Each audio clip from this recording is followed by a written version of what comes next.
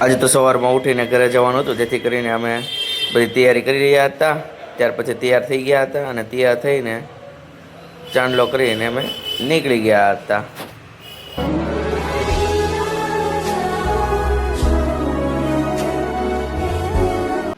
ત્યાર પછી વીરપુરથી જેતપુરની બસમાં અમે આવી ગયા હતા.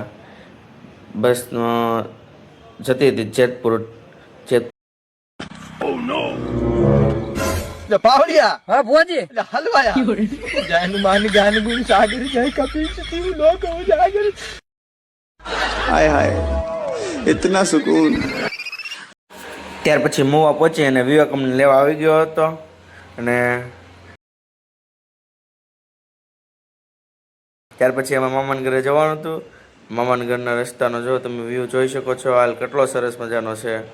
સનસેટનું વાતાવરણ માણ્યું અને આ વાતાવરણને ખૂબ જ અમે આનંદ માણ્યો હતો.